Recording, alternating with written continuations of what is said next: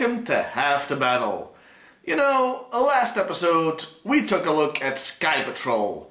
So this week, why don't we take a look at another sub-team? This time it's the Star Brigade. The Star Brigade, in case you'd forgotten, is G.I. Joe in space.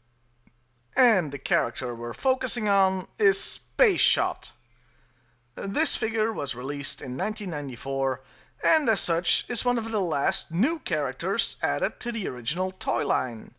He has some original body parts. His head and chest are original, while his other body parts come from older figures. His overall look is, well, it reminds me of this. Yeah, the chest certainly brings up memories of the Star Trek movie uniforms, doesn't it? Albeit with grenades attached. Something Kirk could probably have used at some point.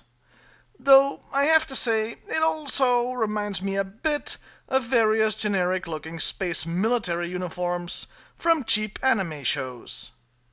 I've always liked this type of uniform, so I can't complain much. Except to say, it sorta bothers me his shoulders aren't symmetric. He really should have had 2 shoulder pads. I also can't complain about the color scheme.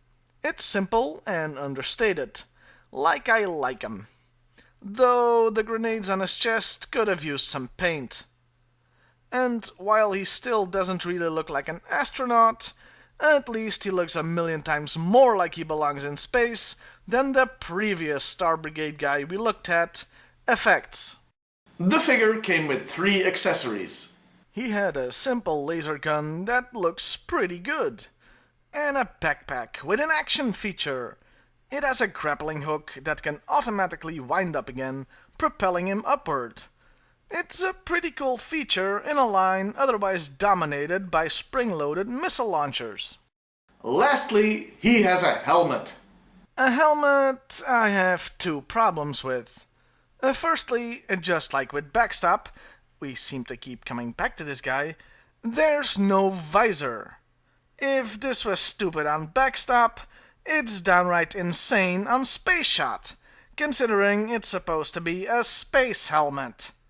Secondly, the elongated back of the helmet reminds me of another science fiction icon.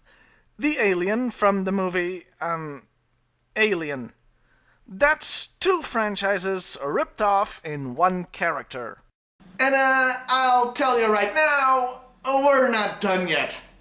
This was the only toy of Space Shot ever made. And not surprising, since he came out in the last year of the original toy line. Overall, I like the figure, though that may be partially due to the fact I really like the Star Trek uniforms it seems to be based on. With that, let's move on to the character, starting with the file card. Strap yourselves in, folks.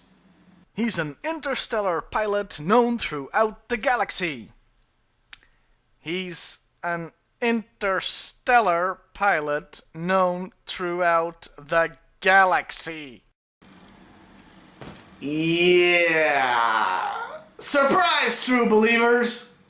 G.I. Joe has warp capability. Okay, this deserves like all the explanations. This was the point where G.I. Joe well and truly jumped the shark. By 1994, interest in the toy line was waning, so Hasbro tried something different. Desperation. In a last-ditch effort to become more popular, G.I. Joe got a new intergalactic enemy. Star Brigade was to fight the evil Lunatrix alien empire. Yes, aliens in G.I. Joe and intergalactic space battles. This would be like if the last season of MASH was all of a sudden set on Babylon 5. I mean, aliens added to G.I. Joe? What is even the hell? And yes, I know Transformers and G.I. Joe crossed over sometime before, but that doesn't count. Anyway, we were supposed to be talking about the character of Space Shot, right? So, let's see what the file card has to say. He's an extremely skilled fly-by-night freighter pilot with a rebellious streak. Okay, if that sounded familiar at all to you, there's a good reason for that. It's Han frickin' Solo! Yeah, he's basically Han Solo. Which means this character now rips off Star Trek, Aliens, and Star Wars. I'm sure he'd have ripped off Firefly too, but that hadn't been invented yet. Hell, I haven't seen this much sci-fi mashups since Spaceballs, and at least that was meant to be a funny parody. The card even says Duke recruits him and teaches him discipline, so he's more of a hero. Again, like what happened to Han frickin' Solo. At this point, I'm wondering where his 7-feet-tall furball companion is.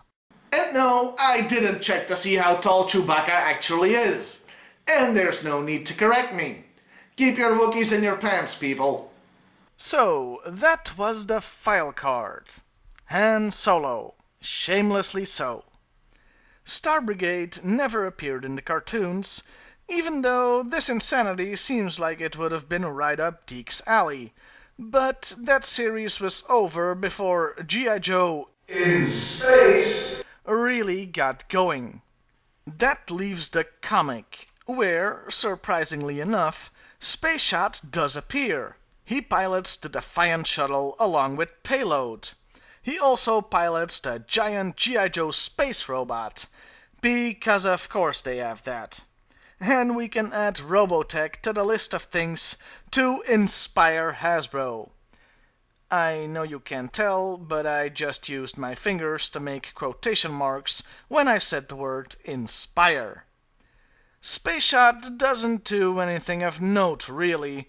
He just pilots the stuff he's supposed to pilot. I will say that there's no mention of interstellar travel or aliens in the comic. He's just a regular Joe. Pun not intended, people.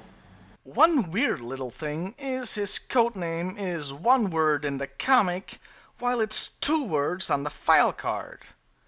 And that was Space Shot. A pretty decent toy, but as a character, a Star Wars ripoff. Which is actually not that inappropriate, considering there wouldn't be a G.I. Joe, a real American hero toy line, without Star Wars. You see, it was the Star Wars toy line that proved small 4-inch action figures could be a huge money maker, prompting Hasbro to revive their G.I. Joe toy line in that scale. Looking at it that way, you could say Space Shot here is just things coming full circle. See you next time, everybody.